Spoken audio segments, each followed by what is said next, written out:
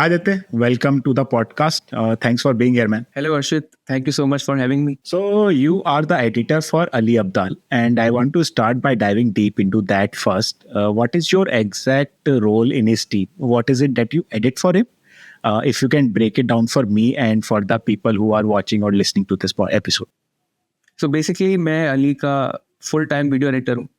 तो क्या कहते हैं कि जो अली की जो भी लॉन्ग फॉर्म वीडियो है जो उसकी यूट्यूब चैनल पे है, तो उनकी रिस्पॉन्सिबिलिटी एडिटिंग की मेरी है. मेरे साथ एक और वीडियो एडिटर है जो साथ में हमारे साथ काम करते हैं. तो हमारा ऐसे रहता है कि एक हफ्ते में एक वीडियो मैं एडिट करता हूँ, एक हफ्ते में वीडियो वो एडिट करते हैं. तो हम एक हफ्ते में 2 वीडियो डालते हैं.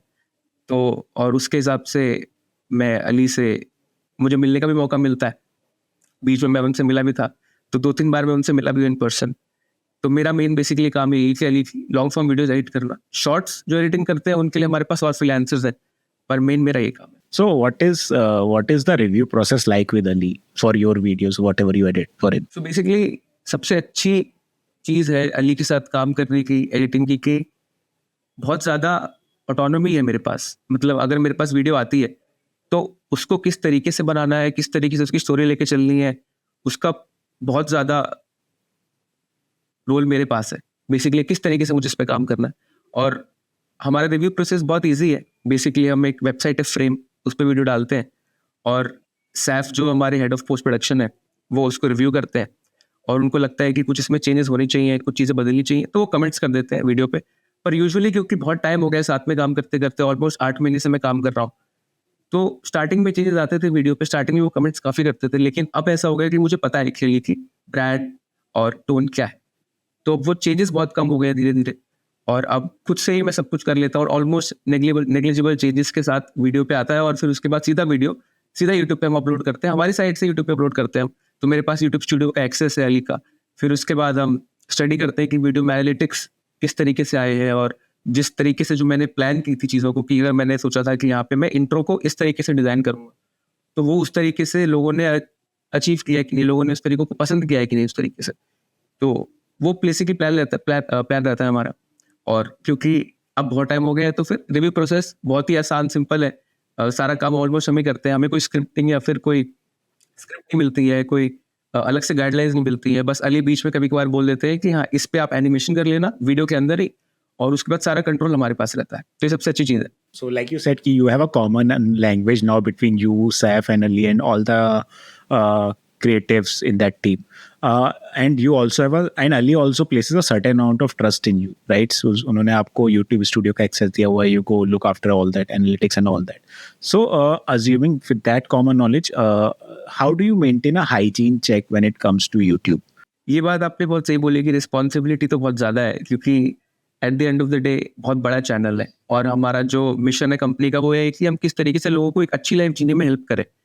और उसमें अब मुझे लगता है कि इतने ज़्यादा लोगों की रिस्पॉन्सिबिलिटी मेरे ऊपर है कहीं ना कहीं, और वो कंटेंट की कि एक हम अच्छा क्वालिटी कंटेंट उनको दे पा रहे हैं कि नहीं.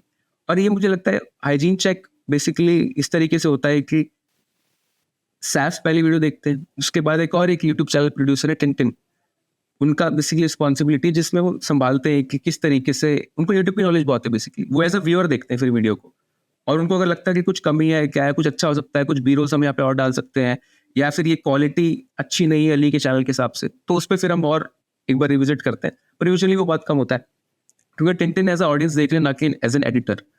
तो उनका, और क्योंकि उनको यूट्यूब की बहुत नॉलेज है, थंबनेल की बहुत नॉलेज है, टाइटल्स की बहुत नॉलेज है, तो फिर वो वाला जो एस्पेक्ट है वो संभालते हैं. पर हाँ, वही जैसे मैंने बताया कि हम लोग मीटिंग्स बहुत रेगुलर करते हैं, और जिसमें उनको जो लगता है वो अपनी नॉलेज शेयर करते हैं कि हाँ ये वीडियो में वो बेटर कर सकते थे, और उस हिसाब से धीरे धीरे हमें वो आइडिया लग गया है, समझ आ गया है किस तरीके से वीडियो बनानी है की, और किस तरीके से ऑडियंस उसको पसंद करेगी.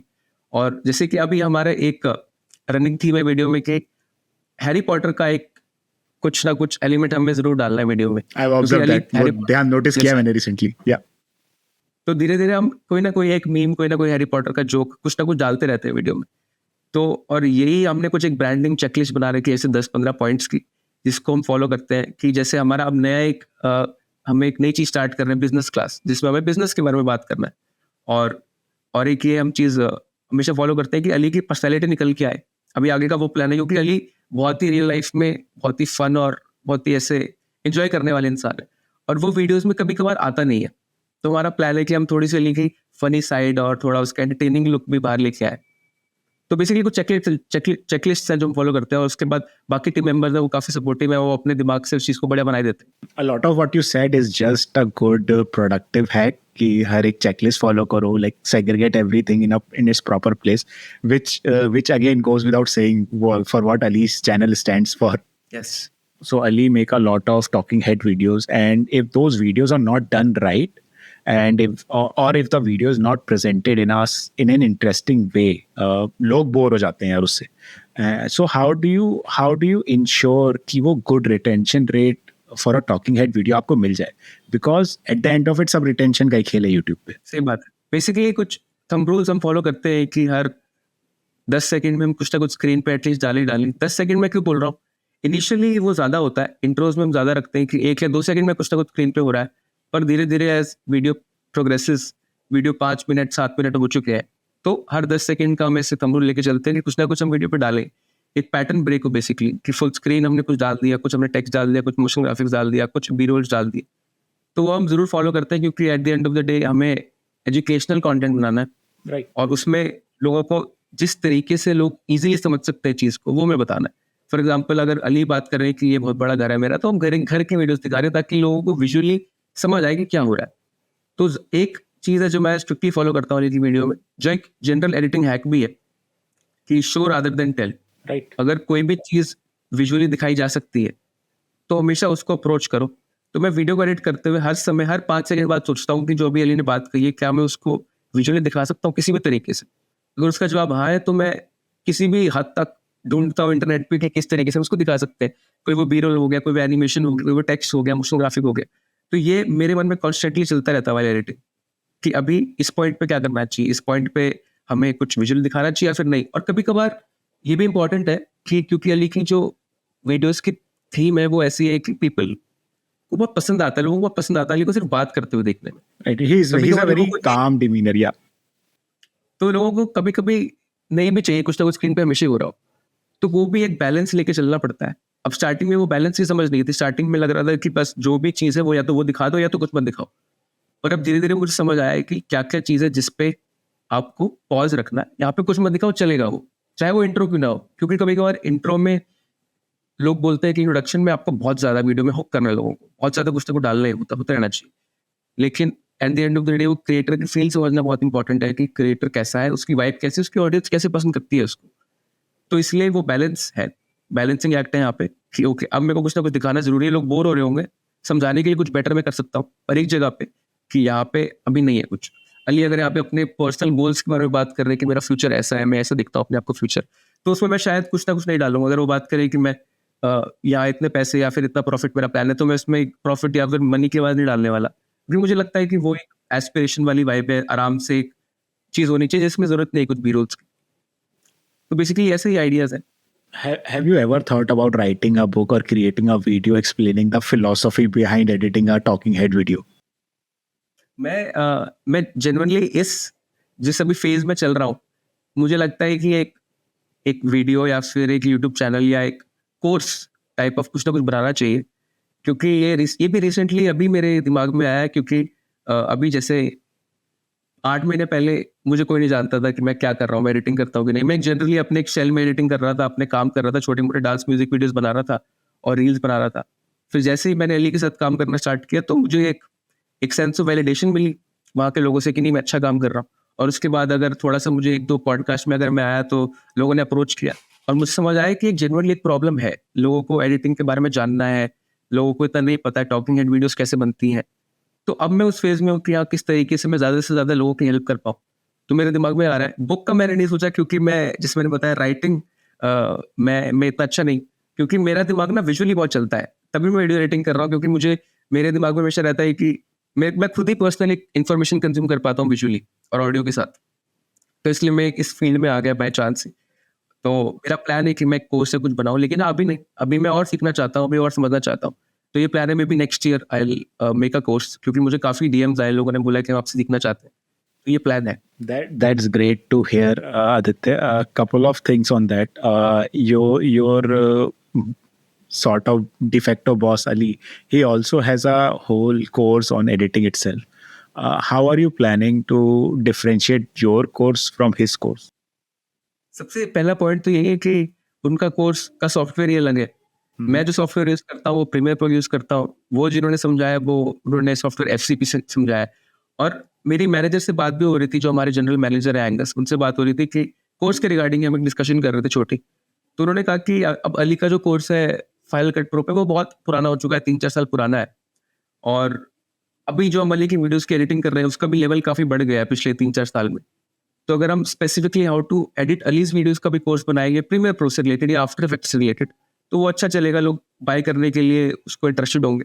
और अगर मैं कुछ इंग्लिश में कोर्स बनाता हूँ फॉर एग्जाम्पल, तो हम प्रेफर करेंगे कि वो अली के साथ ही कोलैबोरेशन में हो रादर देन मैं एक इंडिविजुअल कोर्स बनाऊं, क्योंकि अली की कोलैबोरेशन से मार्केटिंग ज्यादा होगी, लोगों तक ज्यादा पहुंचेगा और फिर उसकी ऑडियंस भी बहुत बड़ी है। तो ये प्लान है, लेकिन अभी इस पे ऐसा कुछ मेरा इमीडिएट मुझे एक्शन नहीं लेना है, फ्यूचर में देखेंगे। लेकिन हाँ, सबसे मेन डिफरेंस तो यही है कि सॉफ्टवेयर का, और हमारी क्वालिटी बहुत अच्छी हो चुकी है वीडियोस की। तो बहुत सारी चीजें जो मैं ब्रेक डाउन कर सकता हूँ जो पहले वाली वीडियोस में नहीं होती थी। Speaking of breakdowns, it would really pain me if I have a YouTube editor on my podcast and I don't ask you to give me a breakdown of a certain portion of one of the videos that you edited for Ali. So, if there anything that you want to give a breakdown for? बिल्कुल बिल्कुल, definitely. तो एक interesting चीज़ है कि अभी just 6 minute पहले एक अली की नई वीडियो आई जो मैंने एडिट करी है, और उसमें कुछ इंटरेस्टिंग ट्रांजिशन इफेक्ट्स हैं इंट्रो में स्टार्टिंग के 30 सेकंड्स में। तो मैं सोच रहा हूँ कि वो बहुत अच्छा ब्रेकडाउन बन सकता है, और लकीली कि अभी जस्ट वो वीडियो आई और मैं अभी उस पर काम ही कर रहा था पिछले हफ्ते, तो मुझे काफ़ी उसकी आइडिया भी है। This video, right? My most productive desk setup. पहले मैं चाहूँगा कि आप इसको प्ले करके आप देखें 30 सेकंड तक आराम से। Yeah.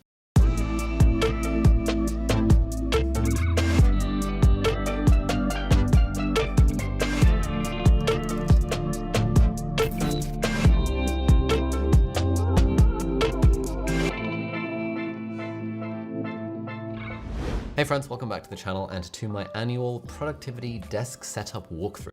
तो यहाँ पे इस वीडियो में सबसे पहले बहुत ही पीछे से चलते हैं कि बी रोल्स का हमने स्टार्टिंग में सेक्शन में क्यों यूज किया। हमने स्टार्टिंग में मॉन्टाज बनाया बेसिकली हमने 30 सेकंड का, 20-25 सेकंड का। तो वो क्यों है, उसका तो थोड़ा रीजन था जो हमारी थिंकिंग रही थी टीम की कि ये वीडियो को हम चाहते हैं कि बहुत ही मास ऑडियंस तक पहुंचे, जरूरी नहीं है कि सिर्फ अली की ऑडियंस तक ही पहुंचे। तो उसमें हमारा प्लान था कि जो भी एक फॉर एग्जाम्पल जो अली को नहीं जानते वो क्लिक करेंगे वीडियो पे इसलिए कि उनको एक प्रोडक्टिव डेस्क सेटअप देखना है। और अब वो अली की शक्ल देखने में शायद इंटरेस्टेड नहीं है जो नहीं जानते अली को, उनको डेस्क सेटअप से मतलब है, इसलिए हम सबसे पहले अली का डेस्क सेटअप दिखाते हैं। Do you always make all your videos like this? कि जो लोग अली को नहीं चाहते उनके लिए भी वो अच्छा लगना चाहिए? नहीं, हम सारी वीडियोस को इस तरीके से नहीं बनाते। हमारी अप्रोच सब वीडियोस को लेके अलग अलग है। जैसे एक अली की वीडियो जिसपे अली ने बात की बिजनेस के बारे में कि मैं कौन कौन से ऐप्स यूज करता हूँ अपने बिजनेस में। तो मैं पता है कि वो पहले ही वो ऑडियंस बहुत नीश है, क्योंकि जो बिजनेस कर रहे हैं लोग वो बहुत ज्यादा नहीं होंगे मार्केट में। तो वो रिस्पॉन्सिव में आइडिया लग जाता है कि उस पर कम अगर रिटेंशन है, कम व्यूज है, लेकिन कमेंट्स बहुत अच्छे हैं, लोगों को बहुत यूजफुल लगा है, लोगों ने वीडियो भी लंबी है, लोगों ने बहुत आगे तक देखी है। तो वो हमें आइडिया रहता है पहले से कि इस वीडियो पे लोग पसंद करने वाले हैं, या फिर लोग अली को देखने आए या फिर कुछ और देखने आए। अब हमें पता है कि एक वीडियो है 6 साइड हसल्स करके, जिससे आप पैसे कमा सकते हैं, साइड हसल्स के ऊपर वीडियो। हमें पता है कि वो एक बहुत ही ब्रॉड जनता तक पहुंचने वाली, बहुत लोगों तक पहुंचेगी वीडियो, वो जरूरी नहीं सिर्फ अली के लोग देखेंगे। अली की अगर वीडियो है पर्सनल गोल्स को लेकर, हमें पता है वो सिर्फ अली की ऑडियंस ज्यादा देखेगी। तो ये वीडियो उनमें से है जिसमें हमें पता है कि ये बहुत ज्यादा लोगों तक जा सकती है। तो स्टार्टिंग में ही हम एक मॉन्टाज दिखाए, लोगों को हुक करें, अपना प्रोडक्टिविटी डेस्क सेटअप दिखाएं। अब उसके बाद पहला शॉट ही मनी शॉट है जिसमें पूरा ही डेस्क सेटअप विजिबल है, लेकिन उसके बाद बहुत हुक करने के लिए बहुत अच्छे ट्रांजिशंस का इस्तेमाल किया है, बहुत इफेक्ट्स का इस्तेमाल किया हमने। जरा इसमें आगे प्ले करें।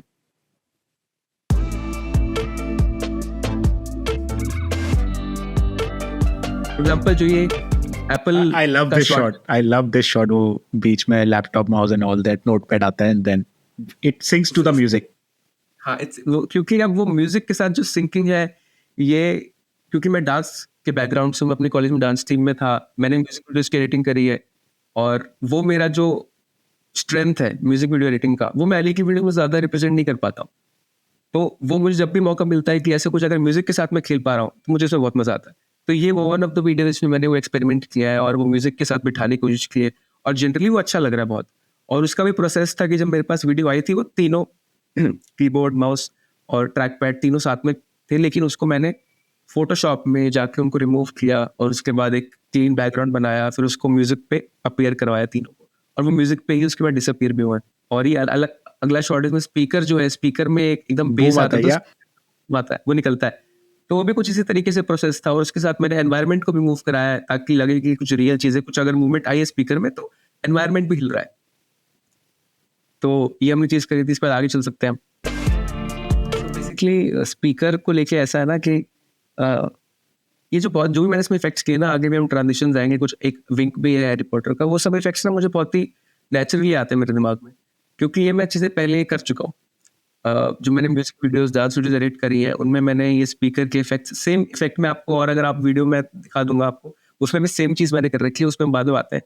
तो क्योंकि मेरे को था कि म्यूजिक जो है ना, अगर आप देखो म्यूजिक में आ रहा है कॉन्स्टेंट बेस, एक जैसे स्टार्टिंग में बेस आता है उसके बाद वो बार बार बेस रिपीट हो रहा है, तो हर एक बेस पे कुछ ना कुछ ऐसा इफेक्ट है जो बहुत ज्यादा लाउड है और बहुत ज्यादा वो म्यूजिक को रिप्रेजेंट कर रहा है उस बेस को। तो जैसे फर्स्ट बेस आया था तो एप्पल का जो लोगो एकदम स्लाइड होकर अंदर आता है, समथिंग कुछ जो एकदम से ही इम्पैक्ट एनर्जी से जिसमें भरी हो, और एक उसके बाद एक ट्रांजिशन आएगी जिसमें हम जूम करते हैं फोन के स्क्रीन के अंदर, वो भी एक बेस पे हम डालते हैं कि एनर्जी इम्पैक्ट, वाओ कुछ हो रहा है यहाँ पे। तो ये ट्रांजिशन जो थी, मैंने कहा एक स्पीकर है, स्पीकर को हम किस तरीके से हम लाइव कैसे ला सकते हैं एक स्पीकर को, कि वो बज रहा है, वो इम्पैक्ट डाल रहा है, एनर्जी आ रही। तो उसमें मैंने उसमें वो सिंपल सी चीज़ करी थी, तो यही मेरा माइंडसेट था उस चीज़ को लेके। अच्छा, एक क्वेश्चन रिलेटेड टू दैट, आपको बी रोल्स कोई सेपरेटली शूट करके ऐसे ही डंप कर देता, और does it also align with की स्क्रिप्ट लेके बैठते, like what kind of B rolls we want? So basically for videos like this, इस वीडियो में बहुत ही स्पेसिफिक बी रोल्स की रिक्वायरमेंट है, तो इसमें सैफ वीडियो पे शूट करते हैं, क्योंकि वो इन पर्सन लंदन में रहते हैं, तो बहुत ईजी है उनके लिए शूट करना।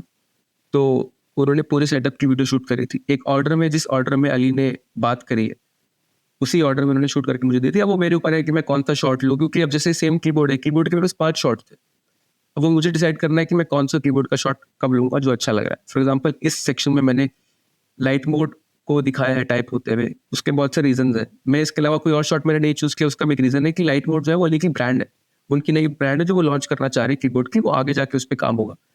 तो इसलिए मुझे वो, क्योंकि ये मुझे पता है वीडियो बहुत 30 सेकंड के बाद ज़्यादा लोग नहीं देखेंगे, लोग ड्रॉप ऑफ करने लग जाएंगे, और उनको लाइट मोड के बारे में उनको पता चलना सही रहेगा अगर उनको पता चलता है तो। और उस पर ज़्यादा और लाइट मोड शब्द के ऊपर, वर्ड के ऊपर इम्पैक्ट डालने के लिए उसको हमने टाइप होते हुए दिखाया है, LIGSTMOD, कि लोग देखें अच्छा यहाँ पे क्या हो रहा है, ये क्या चीज़ है। और वो सब obviously experience, trial and error के साथ है। पर जो दूसरी वीडियोस हैं जिसमें अली की कोई स्पेसिफिक वीडियो शूट नहीं करी हमने, तो फिर बीरो लाइब्रेरी है हमारे पास एक, जिसमें अली बहुत सारे सेगमेंट्स में वो बटी हुई है कि Ali driving, Ali working on laptop, Ali reading the book. तो वो फिर हम खोलते हैं और उस पर हम काम करते हैं कि क्या क्या इसमें मैं रिप्रेजेंट कर सकता हूँ, जो अली ने बात कही है वो कैसे मैं लोगों को समझा सकता हूँ आसान तरीके से। अगर अली बात कर रहे हैं कि दिस इज आर द, ये 5 बुक्स है जो आपको रीड करनी, तो अली को एक बुक रीड करते सेक्शन दिखा दिया, तो फिर वो मेरे ऊपर है, फिर मैं ढूंढने पे बैठता हूँ, फिर वो बहुत टाइम टेकिंग प्रोसेस हो जाता है कि अगर आप स्पेसिफिकली ढूंढ रहे हो किसी चीज़ की। Can you give me a breakdown for that phone पे and then it suddenly comes up to the screen? What was your thought behind that? मैं बेसिकली ढूंढ रहा था कि किस तरीके से मैं इस वीडियो को एज इंटरेस्टिंग बनाऊं कि लोग बार बार इस हुक को रिपीट करके देखें। मतलब मैं तब खुश होऊंगा जब इस वीडियो पे मोस्ट रिप्लेड वाला एक्शन आएगा ना, जो वीडियो जब आती है यूट्यूब पे तो आपको दिखता है कि कौन सा रिप्लेड वाला पार्ट है, तो मैं चाहता हूँ वो इस पे आए, तो मैं बहुत खुश होऊंगा। तो ये भी यही था कि एक म्यूजिक का सेक्शन है, और जो स्क्रीन ट्रांजिशन है वो मैंने बहुत ज़्यादा जगहों पे होती हुई देखी है। जो भी कोई आप लैपटॉप की स्क्रीन लोग रिप्लेस कर देते हैं, फ़ोन की स्क्रीन रिप्लेस कर देते हैं, टीवी की स्क्रीन बहुत कॉमन है रिप्लेस करना फिल्म्स एड्स में, कि वो एक ग्रीन स्क्रीन रख देते हैं फ़ोन में और उसमें वो मार्कर्स लगा देते हैं और उसको रिप्लेस कर देते हैं एंड में। तो ये बहुत कॉमन चीज़। तो मुझे था कि किस तरीके से हम ट्रांजिशन बनाएं, तो उसके लिए एक फ़ोन पे मैंने एक मास्क क्रिएट किया फ़ोन की स्क्रीन के ऊपर, और फिर उसको मैंने ट्रैक किया, क्योंकि एक वीडियो थी, फ़ोन भी मूव हो रहा था, वीडियो बेसिकली हिल रही थी, तो उसको ट्रैक करना पड़ता है आपको फ़ोन की स्क्रीन का मूवमेंट, आपको एक मास्क बनाना पड़ता है। फिर उसके बाद उसको आप फेड अवे करते हो, फिर आप उसको जूम इन करते हो, तो आपका ट्रांजिशन आता है। तो इसका भी ये पर्पस था कि मैंने सारी क्लिप्स देखी और मुझे लगा कि किस किस में मैं ट्रांजिशन कर सकता हूँ, और मैंने वो उठा के म्यूजिक वाले पार्ट्स पे लगा दिया, क्योंकि मुझे पता है इम्पैक्ट वाले पार्ट्स हैं। अब स्पीकर मैंने ऐसे सिलेक्ट किया था कि स्पीकर यहीं पे आएगा, ये बेस वाला पार्ट है, ये फोन ट्रांजिशन यहीं पे आएगा, बेस वाला पार्ट है। तो जो म्यूजिक के साथ जो चीज़ें बैठ रही थी सबसे ज़्यादा, वो मैंने पहले सेलेक्ट कर ली थी। और क्योंकि ये सब मेरे को मैसेज बताया बहुत नेचुरली है, मैं चीज़ें सारी पहले चीज़ें कर चुका हूँ अपने म्यूजिक वीडियो एडिटिंग के डेज में। अभी एक और इफेक्ट आएगा जिसमें हम हैरी पॉटर का इफेक्ट इसमें विंक कर रहे हैं, वो भी मैंने कहीं ना कहीं पहले एक्सपेरिमेंट कर रखा है, और वो भी एक बेस और म्यूजिक के ऊपर ही बैठा हुआ है। आपने इसमें लाइक यू सेड कि आपने बहुत सारी चीजें म्यूजिक के बीट पे इफेक्ट पे की है, so did you pick the music first? So usually बाकी की जो वीडियोस है उसमें मैं म्यूजिक बाद में पिक करता हूँ, क्योंकि जब मैं वीडियो एडिट करता हूँ तो मुझे समझ आता है कि किस तरीके की बात है, यहाँ पे इंस्पायरिंग म्यूजिक डालना है, यहाँ पे अगर कोई टेक की बात हो रही है तो हम फिर लो फाई बीट्स का इस्तेमाल करते हैं तो उसमें, और अगर कुछ इंस्पायरिंग बात है तो हमें चाहिए म्यूजिक जिसमें पियानो बज रहा हो, सॉम्बर हैप्पी म्यूजिक हो वो, और मोटिवेशनल म्यूजिक हो। तो वो डिपेंड करता है वाइब के, और वो मुझे तब समझ आती है जब मैं पूरी वीडियो देख लेता हूँ, एडिट कर लेता हूँ। तो यूजुअली मैं म्यूजिक एंड में लगाता हूँ, लेकिन फॉर समथिंग लाइक दिस, इसमें मुझे पहले ही पता था कि मुझे एक मोन्टाज बनाना है स्टार्टिंग में, और वो भी एक टेक रिलेटेड मोन्टाज है, ना कि एक अली की जर्नी या फिर जिसमें मैं एक इंस्पायरिंग म्यूजिक की जरूरत नहीं है बेसिकली। तो मुझे एक बेसी इंटरेस्टिंग, थोड़ा सा काम भी, पर एक मजेदार अपबीट म्यूजिक चाहिए। तो वो मैंने पहले ढूंढा, उसके लिए मैं स्पेसिफिकली गया इंटरनेट पे, और जब मुझे वो चीज़ें मिली ना कि मुझे बीट चाहिए थी उसमें कुछ ना कुछ, ताकि मैं ट्रांजिशन और म्यूजिक डाल पाऊँ, तो वो मेरी इंटेंट थी, और मुझे गाना मिला, मुझे लगा बहुत काम है और बहुत सुनने में भी अच्छा है और दोबारा भी सुन सकते हैं, तो फिर मैंने ये म्यूजिक चुना।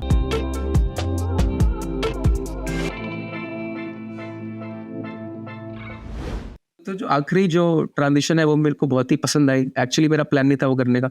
तो आखिरी जो वीडियो है ना उसमें कुछ और था हो रहा था, यानी कि वो सैफ जो थे वो वीडियो शूट कर रहे थे बस, और उनमें उनकी शक्ल आ रही थी स्क्रीन के अंदर एक्चुअली। पर मैंने सोचा कि किस तरीके से हम अली को दिखा सकते हैं एंड में, कि फुल एक सर्कल बन जाए कि वीडियो जो है वो कंप्लीट हो गया, मोन्टाज कंप्लीट हो गया है, और फिर अली की बात स्टार्ट हो रही है। तो मैंने सोचा कि फिर हमने अली को उसमें रिप्लेस किया, उस पर एक ब्लर डाला, क्योंकि जो रियल शॉट था उसमें ब्लर है कैमरे के पास स्क्रीन के ऊपर, तो उसमें ब्लर डाला, उसमें कलर उसका डिक्रीज किया, उसको एग्जैक्टली ट्रैक किया, बिठाया वहाँ पे कि स्क्रीन अगर मूव हो रही तो वो भी भाई मूव हो रहे हैं। फिर आप जिसमें हम जिस तरीके से इसको अगर जूम कर रहे हैं तो फिर वो ब्लर भी हट रहा है, वो फेड अवे हो रहा है। How long does it take you to edit the entire video and also the intro part? Because I am assuming that you would put more thought into the intro part. So how long does it take you to edit the intro and also the whole video? Actually हमें एक benchmark लेके चलते हैं कि 5 days का, जिसमें हमें 5 days मिलते हैं एडिटिंग करने के लिए वीडियो के, और जिसके अंदर चेंजेस भी इंक्लूडेड है कि हम उसमें साथ में चेंजेस भी कर रहे हैं।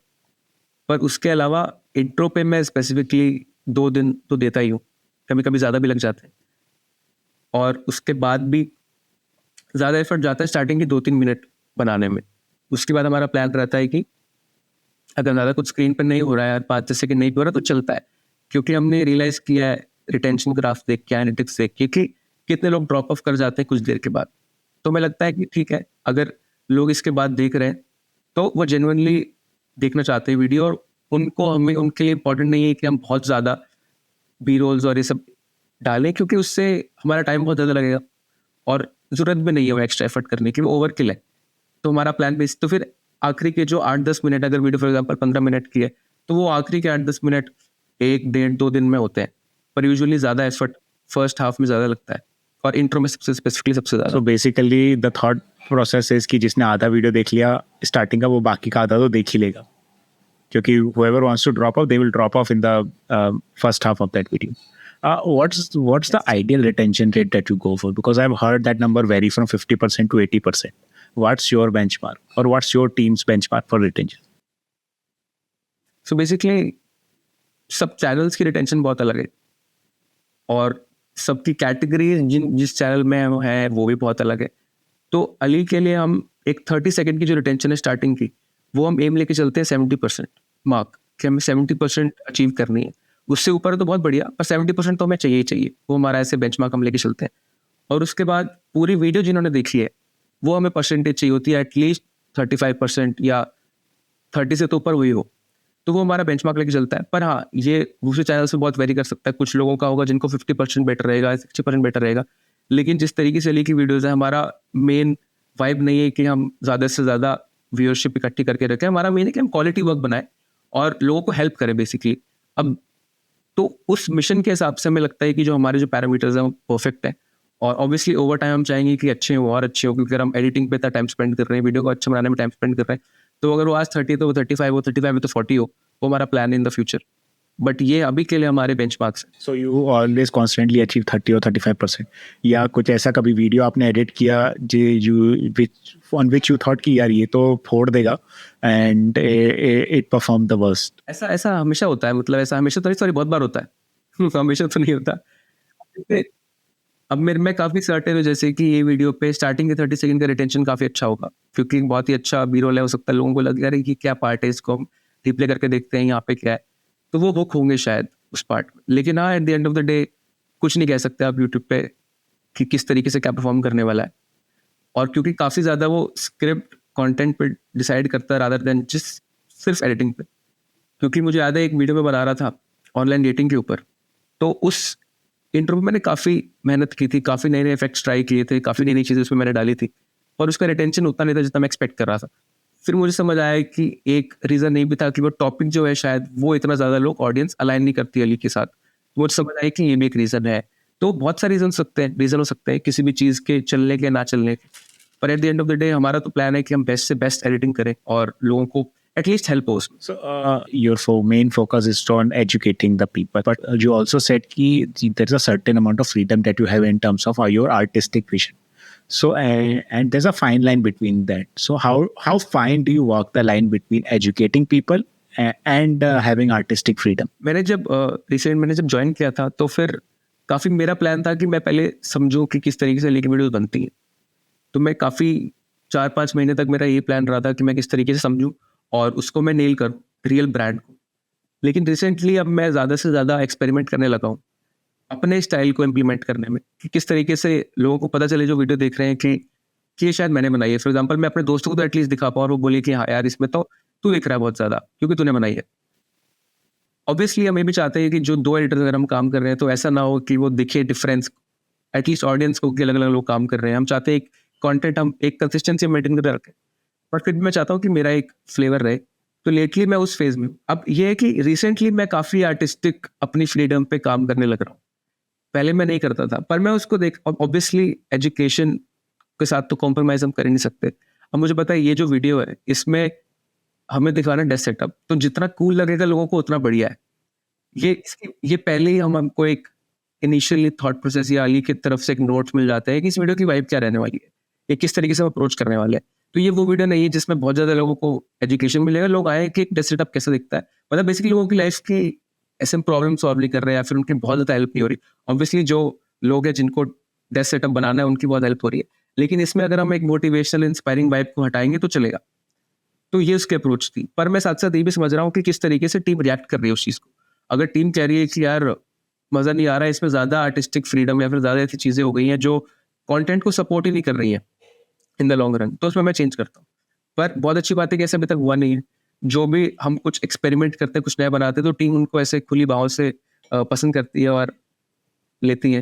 तो सबसे अच्छी चीज़ यही है यहाँ पे काम करने की। जितने चेंजेस मुझे मिलते थे या फिर जितने रिविजन्स मैं करता था पहले दूसरे लोगों के साथ काम करते हुए, वो सब नहीं है यहाँ पे। लोग बहुत ज़्यादा कदर करते हैं आपकी क्रिएटिव फ्रीडम और आपकी सेटिस्फैक्शन को, कि तुम अगर पार्ट करो तो तुम खुश होगी नहीं है बनाते हुए। क्योंकि अगर हमारा एम है कि दूसरे लोगों की हेल्प करें और वो खुश रहें, उनकी लाइफ बेटर हो, तो जो साथ काम कर रहे हैं एटलीस्ट वो तो खुश हैं, वो तो सेटिस्फाइड है। तो ये चीज़ तो ज़रूर रहती है कि अली ने कभी भी किसी चीज़ को, अब जैसे ये इंट्रो ही है, इसके ऊपर अली ने बहुत अच्छी तारीफ की कि बहुत अच्छा है, बहुत मज़ा आया, बैंगर वीडियो है। तो बेसिकली जो टीम का सपोर्ट है उसमें उसका बहुत बड़ा रोल है इस aspect. I have something controversial to ask here. As a freelancer, do you think that it is a country specific thing or a like region specific thing? Because I work in a corporate culture, I know how Indians behave with a fellow Indians and how a foreigner behave with a fellow Indian. So is it a like cultural thing that you feel there? Yes बिल्कुल, मतलब ये cultural thing है। मुझे लगता है कि generally ये controversial सवाल है, लेकिन ये बहुत ही नॉर्मल चीज़ है कि लोग इसको एक्सेप्ट कर चुके हैं कि हाँ ऐसे ही होता है, कि अगर तुम यहाँ पे अगर मैं लोगों के साथ काम कर रहा हूँ तो एक डिफरेंस है।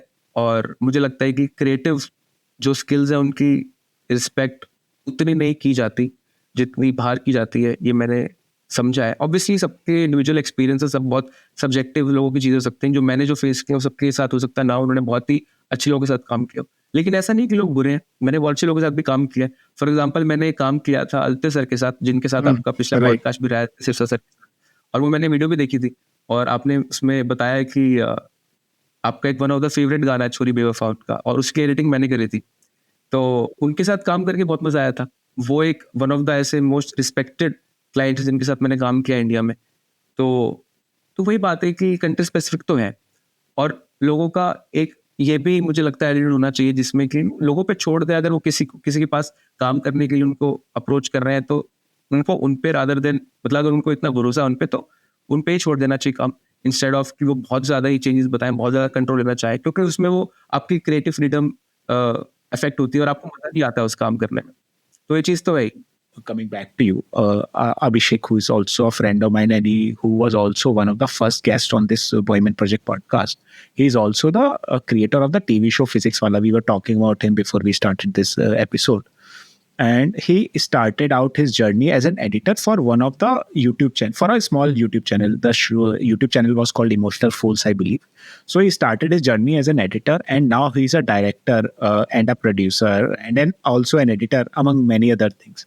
So similar to him, do you have any aspirations like that? मैं अभी जेन्युइनली उस फेज में हूँ कि बहुत ही फ्लो में चल रहा है, सब कुछ जो हो रहा है वैसे चलता रहे, क्योंकि मुझे लगता है अभी बहुत कुछ सीखने को है।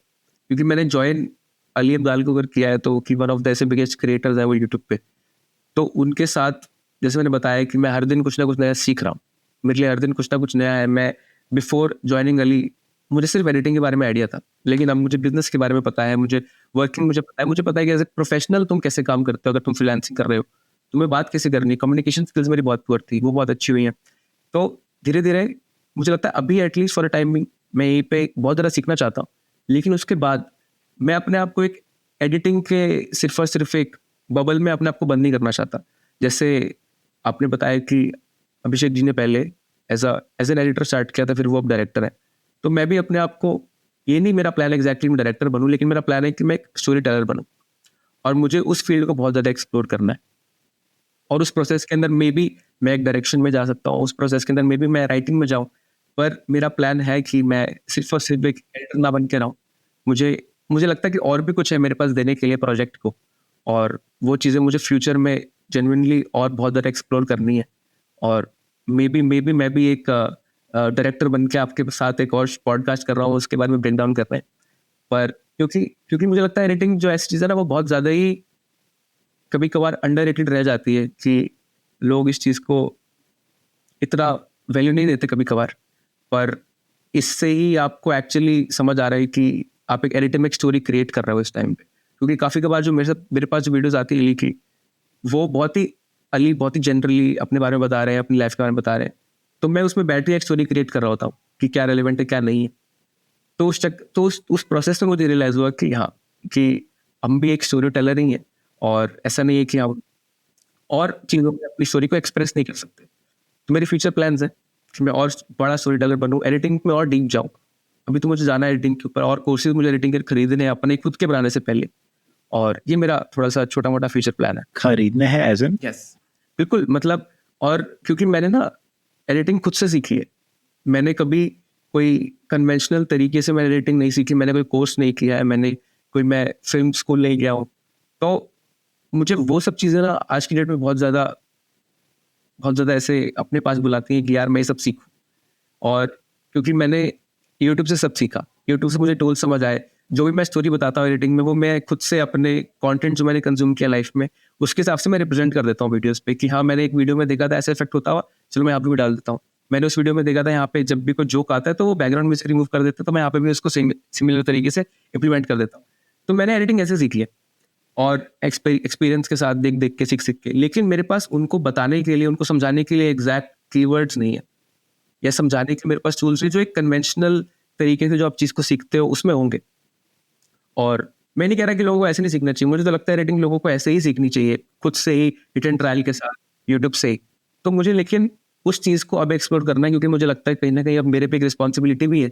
अब जैसे लोग मुझसे अगर मैसेज करते हैं कि यार ये कैसे करें वो कैसे करें, अब रादर देन एक जेनरिक आंसर, मैं चाहता हूँ कि मैं डीप में जाके उस चीज़ को स्टडी करूँ और फिर लोगों को समझाऊँ अच्छे से। तो मुझे खुद का कोर्स बनाने के लिए और कोर्सेज लेने पड़ेंगे और चीज़ें समझनी पड़ेंगी, जो कि बहुत ज़्यादा ही शायद बहुत एक्सपीरियंस लोग जिन्होंने वो ट्राई किया है, जो कर चुके हैं मुझसे पहले आके। तो ये मेरा plan. But that could be also the USP for your course कि आप experience based सिखा रहे हो, which is also, in my opinion, that is one of the best way to learn anything कि आप experience based and खुद करो, and I think that gives you a unique USP, क्योंकि लाइक आप किसी का कोर्स लेके एंड ट्रेडिशनल वे में पढ़ के जाते हो, सो आपका माइंड भी उस तरीके से बायस हो जाता है कि मुझे ट्रेडिशनली ये सिखाया गया है, and enter late leave early, so मैं वही टर्मिनोलॉजी यूज करूंगा अपने आगे के लिए भी, लोगों को पढ़ाने के लिए, but you might have a different method to explain the same thing. So I truly honestly believe that is your USP on that. How close do you think कि आपको एक स्क्रिप्ट मिलता है, how close do you think कि आप उस script का और फाइनल प्रोडक्ट का शादी लगा पाते हैं? मुझे तो लगता है कि बहुत ही क्लोज है हम उसको लेके, क्योंकि मुझे ऐसा लगता है कि एडिटिंग जो है ना वो एक यूट्यूब के ऊपर एटलीस्ट बहुत ज़्यादा ही बड़ी स्किल है। यानी कि अगर तुम एक यूट्यूब चैनल स्टार्ट करना है तो जो फर्स्ट थिंग जो तुम करोगे वो एक वीडियो एडिटर को हायर करोगे, राइट? क्योंकि तुम्हारे बहुत से घंटे सिर्फ एडिटिंग में जाने वाले हैं, बहुत सा टाइम तुम्हारा एडिटिंग में जाने वाला है। और यूजुअली जो कंटेंट क्रिएटर्स होते हैं जिनको स्टार्ट करना है यूट्यूब, वो इतना टाइम उनके पास नहीं होता यूजुअली कि वो एडिटिंग में बिठाए, क्योंकि एडिटिंग सबसे ज़्यादा टाइम टेकिंग प्रोसेस है। और क्योंकि इतना टाइम टेकिंग प्रोसेस है, क्योंकि उसके अंदर आप एक स्टोरी बना रहे हैं, क्योंकि एक अगर आपके पास एक प्रॉपर टीम नहीं है जो बहुत ज़्यादा स्क्रिप्टिंग पे काम कर रही है, जो बहुत ज़्यादा स्टोरी बोर्डिंग कर रही है, जो आपको एक विजुअलाइज करके दे देती है एडिटर को कि हाँ ऐसे ही होगा जो होगा, क्योंकि एक यूजुअली स्टार्ट करने के बाद लोगों के पास नहीं होता है। तो फिर तो मुझे लगता है फिर भी एक एडिटर का थोड़ा सा एक रोल कम हो सकता है, क्योंकि उसको बस इम्प्लीमेंट करना जो उसको बताया गया है, और उस प्रोसेस में थोड़ा उसकी क्रिएटिव फ्रीडम छिन जाती है। वो किस तरीके से बताता है, वो उसके जो अंदर का जो सेटिस्फैक्शन है वो कम हो जाता है। पर क्योंकि अली के चैनल के साथ ऐसा नहीं है, मुझे लगता है कि एटलीस्ट 60-70% तो 60% तो एटलीस्ट एक वीडियो में एक एडिटर का रोल है, जो वीडियो बाहर आती है कि किस तरीके से उसको अचीव किया जाता है लोगों की तरफ, लोग किस तरीके से उसको देखते हैं। और मैं तो कभी जब भी कोई कमेंट आता है एडिटिंग को लेके, मैं तो बहुत ज़्यादा ही ऐसे खुश हो जाता हूँ। और अगर वो टॉप कमेंट बन जाता है तो मैं और खुश हो जाता हूँ, क्योंकि काफ़ी कबार ना मैं कोई वीडियो बनाता हूँ, मुझे लगता है कि इसके अंदर जो मैंने एडिटिंग टेक्निक लगाई है वो सिर्फ इसी वीडियो में लग सकती थी और किसी में नहीं लग सकती थी। अच्छी बात है, मुझे वो आइडिया आया कि वो मैंने इसमें लगाई। जैसे फॉर एग्जांपल अली की एक बुक अनाउंसमेंट की वीडियो थी, तो जिसमें वो अपनी बुक के बारे में बात कर रहे हैं, तो उनकी बुक का नाम है feel with productivity Ali Abdaal. तो उसमें उन्होंने 3-4 ऐसे ब्लॉक्स बने हुए उनकी बुक के ऊपर, जिसमें जिस तरीके से वो रिप्रेजेंट है, जो उनका डिज़ाइन है वो ब्लॉक वाला डिज़ाइन है। तो उसमें मैंने अली ने फिर उसके फीचर्स बताए कि क्या क्या प्रोसेस था अली की बुक लिखने का, कि उन्होंने पहले उसको बहुत ज़्यादा रिसर्च किया, बहुत ज़्यादा रीडिंग करी, राइटिंग करी, एडिटिंग करी। तो जिस तरीके से उन्होंने वो बुक के पार्ट्स को बताया, फीचर्स को, उसी तरीके से मैंने वो ब्लॉक्स में लगा दिया कि रीड उन्होंने किया, यहाँ पे राइट किया, एडिट किया, रिसर्च किया, और वो सिमिलर था जिस तरीके से उनका डिज़ाइन था। फिर वो सारी चीज़ें साथ में आई, वो कवर डिज़ाइन उन 5 जो चीज़ें थी फीचर से कन्वर्ट होकर फील गुड प्रोडक्टिविटी में कन्वर्ट हुआ और बहुत अच्छा लग रहा था। और मैंने कहा अगर ये चीज़ मैं किसी और वीडियो में लगाता इट माइट नॉट वर्क, तो उसको सेंस नहीं था। तो ऑब्वियसली ये चीज़ अगर आप विजुअली देखेंगे तो ज़्यादा अच्छे से समझा पाऊंगा मैं। पर अब उस वीडियो पे one of the most replayed part है वो वीडियो का, और वो मुझे सेटिस्फैक्शन देता है कि यार मैंने कुछ ऐसा किया, जो मैंने कुछ सोचा वो खुद से मैंने क्रिएट किया, और मुझे उस पर टीम ने भी बहुत बोला कि बहुत अच्छी चीज़ थी। तो वो सब चीज़ें मुझे समझ आती हैं कि एडिटिंग बहुत अच्छा रोल प्ले करती है बहुत बड़ा एक वीडियो में, apart from content, apart from script, apart from what you talking about. But हाँ, कंटेंट किंग है। अगर कंटेंट ही बहुत बेकार है तो एडिटिंग में कितनी भी अच्छी कर लूँ वो चलेगी नहीं video. do you ever feel burned out by this? Burnout तो बिल्कुल एडिटिंग के अंदर, एडिटिंग स्किल ही ऐसी जिसमें बर्नआउट तो होता ही होता है। क्योंकि ये अभी मैं एक रिसेंटली एक सर्वे देख रहा था जिसमें कि यूएस में टॉप 10 जॉब्स जो स्ट्रेसफुल है उसमें एडिटिंग नंबर 2 पे थी, और मैं बिल्कुल रिलेट करता हूँ उस चीज़ से। फर्स्ट नंबर पे डॉक्टर्स हैं, थर्ड नंबर पे नर्सेज हैं, और सेकंड नंबर पे एडिटर्स हैं, फिल्म एडिटर, वीडियो एडिटर्स। तो मैं सोच रहा हूँ कि यार डॉक्टर जिसके हाथ में एक इंसान की लाइफ की उसमें एक लाइफ है, उसके लिए रिस्पॉन्सिबल है, और हमारे पास हम चीज़ किसके लिए रिस्पॉन्सिबल है? सिर्फ एक प्रोजेक्ट है जो वीडियो आनी यूट्यूब पे, फिर भी इतना स्ट्रेस है। तो बर्नआउट तो इसमें होना ही होना है, और ये तो बहुत ज़्यादा ही उसका पार्ट है स्किल का, और ये इसको जैसे नेगेटिव चीज़ें भी एप्लीकेशंस काम की। पर मुझे लगता है कि जिन लोगों को उसमें मज़ा आता है, जो एंजॉय करते हैं, और मैं वन ऑफ दोज हूँ, मुझे बहुत मज़ा आता है। अगर मेरे में प्रेशर है तो मुझे लगता है कि अच्छा प्रोडक्ट निकाल के लाता हूँ। कोई डेडलाइन का प्रेशर है, हाँ, लेकिन मैं चाहता नहीं हूँ कि रेगुलरली ऐसा हो, रोज़ ही मैं प्रेशर में काम कर रहा हूँ। पर हाँ, ये एक वन ऑफ द चीज़ें मुझे लगता है जो एडिटर को आनी चाहिए कि वो प्रेशर में काम कर पाए, क्योंकि बहुत ही डेडलाइन स्पेसिफिक वर्क है, बहुत ज़्यादा ही आपको डेडलाइन के साथ काम करना पड़ता है। आपको हर हफ्ते अगर एक वीडियो देनी है और आपको कभी कभार आइडियाज़ आ ही नहीं रहे हैं, तो आप क्या करोगे? हर हफ्ते आप एक मास्टरपीस नहीं क्रिएट कर सकते। तो उसके लिए रेस्ट देना बहुत ज़रूरी है अपनी बॉडी को। मुझसे जो मेरे मैनेजर हैं एंगस, वो मुझसे बार बार पूछते हैं कि यार सिर्फ मुझे एक ही कंसर्न है तुमसे कि तुम बहुत ज़्यादा काम कर रहे हो, बहुत ज़्यादा काम तो तुम नहीं करो, तुम रेस्ट चलो। तो मैं उनको हमेशा बोलता हूँ that's a complaint you will never hear a Indian client say. बिल्कुल बिल्कुल, यही चीज़ें हैं जो मुझे लगता है कल्चरल डिफरेंसेस है कि हर चीज़ में सब अच्छा है, लेकिन एक कंसर्न है कि इतना ज़्यादा काम मत करो। I love that you are hard working, but at the same time तुम्हें रेस्ट लेना बहुत ज़रूरी है। तो मैं कहता हूँ कि मुझे वीकेंड ऑफ मिल जाता है, मैं उसमें खुश हो जाता हूँ, क्योंकि मैंने यहाँ पे जब काम किया है तो मैंने वीकेंड पे भी काम किया है, मैंने संडेज को भी काम किया, सैटरडे को भी काम किया है, हर दिन मैंने काम किया है। तो इसलिए मुझे वो आदत है। मुझे लगता है कि अगर हम बात कर रहे हैं क्लाइंट्स के, अगर क्लाइंट की कन्वर्सेशन पे हम पीछे जाए, तो आपको वो ना सेटिस्फैक्शन या मज़ा नहीं आएगा अगर आप सीधा बाहर के लोगों के साथ काम कर रहे हो, या आप इसके लिए बहुत अच्छे नहीं होगे अगर आपने यहाँ पे लोगों के साथ काम नहीं किया। अगर कोई इंडियन वीडियो देख रहे हैं या फिर फॉर एग्जांपल कोई थर्ड वर्ल्ड कंट्री से लोग देख रहे हैं वीडियो, क्योंकि तुम उस प्रोसेस में तुम बहुत कुछ सीखते हो डेडलाइंस के साथ। जब तुम्हें लगता है कि यार मैंने काम किया और मुझे उसके पैसे कम मिल रहे हैं, या फिर मुझे पैसे की बात पहले कर लेनी चाहिए थी, ये सब चीज़ें जो स्टार्टिंग में लोगों को आती नहीं है। बिजनेस के बारे में तो मुझे कुछ पता था ही नहीं, एडिटिंग की भाई मुझे सिर्फ अपने क्राफ्ट के बारे में आइडिया था। तो पर मैंने यहाँ पे काम किया है तो मुझे जो चीज़ मुझे आज मिल रही है मुझे उसकी वैल्यू है। मुझे पता है कि ओके, ये बहुत ही ग्रेटफुल होने वाली चीज़ है कि आज की डेट में अगर मुझे बहुत सारे चेंजेस नहीं करने पड़ते, मुझे मेरे काम की रिस्पेक्ट मिलती है मुझे, कि भाई जो शायद यहाँ पे वो लैक करती थी थोड़ी सी। That's an aspect in this entire thing which is not talked about much. मतलब एटलीस्ट कोई खुल के बात नहीं करता है उसके बारे में, पैसे के बारे में. And I keep hearing कि be editor it's one of the hottest job right now, because almost everyone nowadays wants to be a content creator, and almost every one of them needs an editor, right? So content creator है तो आपको editor भी लगेगा, just so that the content creator can avoid burnout. So I want you to paint a realistic picture for me and for the people who are listening or watching this. How much an editor can expect to learn? Okay, let's break it down in phases, right? So how much can an editor be expected to earn if he's a fresher? Or if he has 5 years of experience or 10 years of experience and so on? I think it largely depends on कि तुम कहाँ पे काम कर रहे हो, किसके साथ काम कर रहे हो, और उनका बजट क्या है। अगर लोग हम इंडिया में काम कर रहे हैं तो जेन्युइनली जो प्राइसेस आपको बाहर के लोगों के साथ मिलेंगे वो उनके डबल या ट्रिपल हो सकते हैं इजीली, और ऑलरेडी डिपेंड करता है क्लाइंट पे कि काम कैसा है। पर हाँ, अगर एवरेज, बहुत ही एवरेज अगर मैं बात करूँ, यूट्यूब की मैं बात करूँ, क्योंकि मुझे और इंडस्ट्रीज के बारे में पता ही नहीं है। ऑब्वियसली फिल्म्स में अलग रेट्स हो सकते हैं और वहाँ पे ज़्यादा हो सकते हैं, कम हो सकते हैं, मुझे नहीं पता। लेकिन यूट्यूब के ऊपर मैंने रियलाइज़ किया है कि अगर आप एज अ फ्रेशर हो तो लोग तो बहुत ही हालत ख़राब है। Only in India or तो बहुत ही or in मतलब all across the world? नहीं ऑल अक्रॉस नहीं, अभी मैं सिर्फ इंडिया स्पेसिफिक बात कर रहा हूँ कि क्योंकि अगर आप किसी भी तरीके से बाहर लोगों के साथ पहुंच जाते हैं फिर तो तुम्हारी लॉटरी है, फिर तो तुम मजे ही मजे लाइफ में।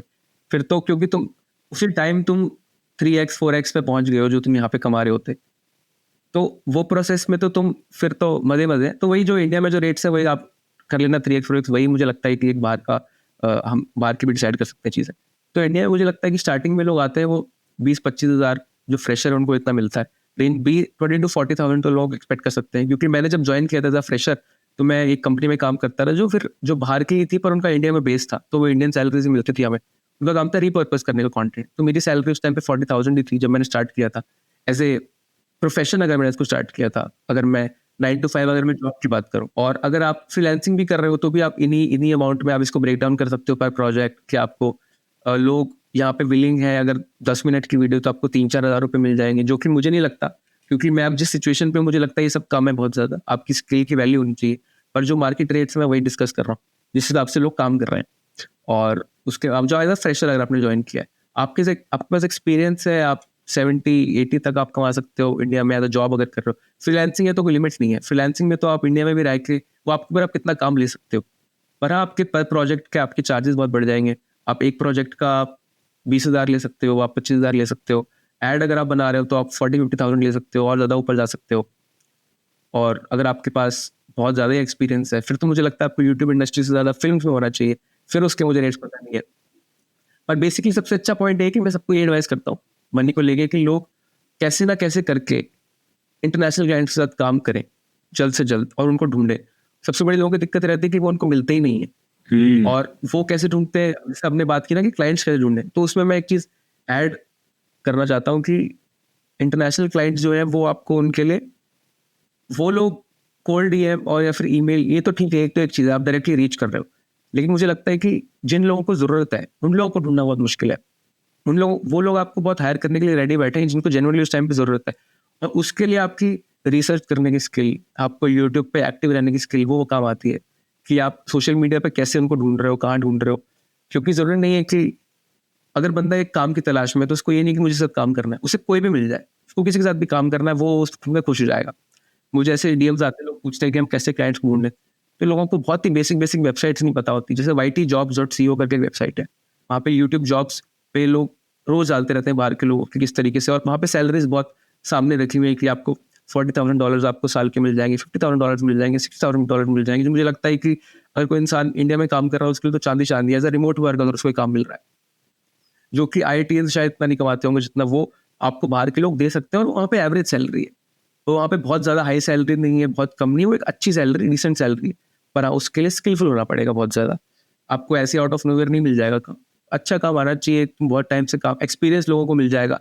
पर ये भी चीज़ है कि ऐसा नहीं है कि जब मैं एक्सपीरियंस बोल रहा हूँ तो आप 40 साल के हो, आप 45 ईयर्स के हो, वैसा मेरा मतलब नहीं। क्योंकि ये इंडस्ट्री एज ए यूट्यूब बहुत यंग है, तो यंग लोगों को थोड़ा एज है कि क्योंकि सब लोग चाहते हैं कि हाँ एक अच्छा एनवायरनमेंट हो, हमारे ऊपर का एनवायरनमेंट हो हमारे आसपास भी।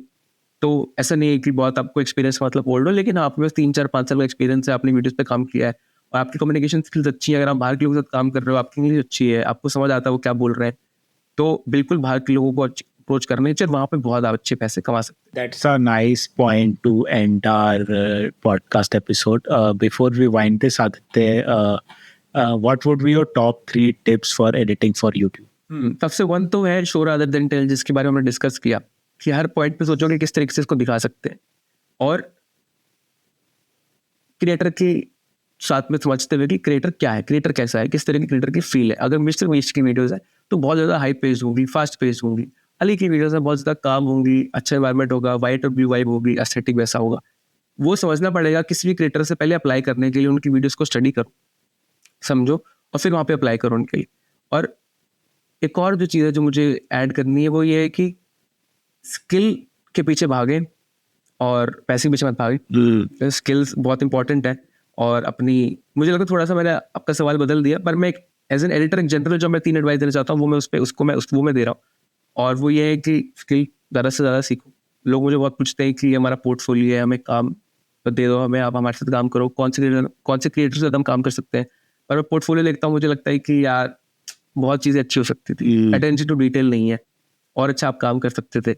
और इसमें एक और, ठीक है, ये एक चीज़ हो गई कि स्किल्स। तीसरी चीज़ ये है कि फैंसी इफेक्ट्स के पीछे ना भागें, स्टोरी टेलिंग के पीछे भागें। स्टोरी टेलिंग को समझो, एडिटिंग को समझो, क्राफ्ट पे बेटर हो। और सिर्फ बहुत ज़्यादा टेक्स्ट डालने से, बहुत ज़्यादा ऐसे फिल्म ग्रेन्स, फिल्म ओवरलेज, या फिर जो बर्न्स होते हैं, या फिर जो स्क्रैच डस्ट, ये डालने से आप बेटर एडिटर नहीं बनोगे, क्योंकि ये कोई भी कर सकता है। और ये सेम चीज़ केसी नाइस्टैट की एडवाइस है जो मैंने बीच में देखी थी, कि आपको सब अच्छा एडिटर वही होता है जो कम से कम रिसोर्सेज में, कम से कम चीज़ों से आपको अच्छी स्टोरी दिखा पाए। और मेन स्टोरी है, आपको स्टोरी बतानी है रादर देन। और अगर फॉर एग्जांपल ये जो चीज़ें बताई, फिल्म ओवरलेज, ग्रेन्स और बर्न्स, ये सब तब अच्छे लगेंगे जब स्टोरी हमारी विंटेज टाइम में बैठी है, तो अच्छा लगेगा, क्योंकि वो पुरानी वीडियो है, आप ओरिजिनल वीडियो को पुराना ओल्ड इफेक्ट देना चाह रहे हो, आप उस पर बिंदास लगाओ ये सब। लेकिन नॉर्मल वीडियोस पे मुझे नहीं लगता कोई मतलब है। और जो आजकल शॉर्ट्स बन रही हैं उसमें हर टेक्स्ट अपीयरिंग पे एक साउंड इफेक्ट है, और वो भी ये भी नहीं कि टाइपिंग की साउंड इफेक्ट हो, क्लिक की साउंड इफेक्ट है, कच कच कच कच कच कच जा रहा है। तो मुझे लगता है कि जो रेलेवेंट चीज़ें हैं वही लगाओ, बस ज़्यादा से ज़्यादा एक्स्ट्रा दिखाने के लिए, एक्स्ट्रा करने के लिए उसकी ज़रूरत नहीं है। You gave such a nice example of Casey Neistat. Casey Neistat का भी एडिटिंग फॉर्मेट अगर देखते हो, at least that's what I have observed, कि एक तो शॉर्ट्स उसके काफ़ी स्टैटिक रहते हैं, most of them, and he does not use a lot of popups और लॉट ऑफ टेक्स्ट ओवरले जो उसमें आ जाते हैं। अली अब्दाल का अगर बात करते हैं, और let's take mister who is the boss का example, like it is a lot of visual that pops up on, and both of these guys have a different style of visual storytelling, and both of them work. Yes. So essentially it all boils down to कि यार आपका preference क्या है, which kind of content do you want to portray, and like you said, like storytelling is king. So you have to master that storytelling aspect. Yes, KC Neistat बहुत ज़्यादा show rather than tell पे believe करते हैं। वो उनकी video में अगर text भी आता है ना, तो वो टेक्स्ट भी वो दिखाते हैं जो रियल लाइफ टेक्स्ट है। फॉर एग्जाम्पल कोई बोर्ड दिखा दिया जिसपे वो जगह का नाम लिखा हुआ है, वो जगह का नाम क्या है। फॉर एग्जाम्पल अगर मैं अली की वीडियो एडिट कर रहा हूँ, क्योंकि वो टॉकिंग हेड वीडियो, तो मैं एक वो टेक्स्ट दिखाऊंगा, अगर उन्होंने वो जगह को बोला है तो मैं टेक्स्ट टाइप करूंगा डिजिटली। लेकिन केसी नाइस्टैट उस जगह पे होंगे और वो जगह पे वो टेक्स्ट को दिखा देंगे क्योंकि जो बोर्ड लगा हुआ है। तो वो शो रादर देन टेल तो उनका बहुत ही ज़्यादा नेक्स्ट लेवल का है कि वो हर चीज़ जो भी सकती है उसको वो दिखाते हैं बताने के बजाय, तभी वो उनका एक एज है ऊपर। और obviously static shots, story telling में बहुत ज़्यादा उनका फोकस है, बहुत ज़्यादा। ऐसा भी नहीं है कि उनकी बहुत वीडियो स्लो पेज होती है, ऐसा भी नहीं, जस्ट राइट, जो स्टोरी टेलिंग सपोर्ट कर रही है, जो उसको पसंद कर रही है, जो उसमें मजा आ रहा है आपको देखते हुए, आप उसमें पूरे हुक्ड हो। और इससे भी हमें समझ आता है ना कि रिटेंशन या फिर हुकिंग का मतलब सिर्फ ये नहीं है कि आप कुछ ना कुछ डालते रहो हर सेकंड। किसी नाइस्टेड is a great example for this, कि कुछ ना कुछ हो रहा है वहां पे, लेकिन अपने तरीके से हो रहा है और आपको मजा आ रहा है वो देखते हुए। मिस्टर हुज द बॉस की वीडियोस में ऐसा है कि मिस्टर हुज द बॉस की वीडियो स्टार्ट होगी, एकदम से वो अपनी सीट पे आके बैठते सबसे पहले। उन्होंने आते ही पहले बोल दिया कि भाई ये वीडियो में ये होने वाला है, वीडियो में मजे आने वाली, वीडियो में इम्पैक्ट है, एनर्जी है बहुत ज्यादा। उसी टाइम यहाँ पे टेक्स्ट आएगा लेफ्ट साइड पे, राइट साइड पे टेक्स्ट आएगा। बहुत एडवांस आफ्टर इफेक्ट्स का इस्तेमाल किया जाता है, उसमें ट्रैकिंग बहुत होती है और बहुत ज्यादा मास्किंग का इस्तेमाल किया जाता है, नए नए इफेक्ट्स होते हैं, बहुत ही ऐसे फुली फ्लेज्ड, बहुत ही मस्त वीडियोस होते हैं। और उनका यूएसपी है, बहुत ही उनका यूएसपी, उस पे उनका कंटेंट चल रहा है, लोगों को बहुत मजा आता है देखने पे, और वहीं पे से कॉन्ट्रास्ट है। तो but basically story is king at the end of the day. Right. That's a nice point to end this podcast, Aditya. It was nice. It was lovely talking with you. Again, thanks for coming to the podcast. Thank you so much for having me, Arshit. बहुत अच्छा है आपके साथ बातें करके।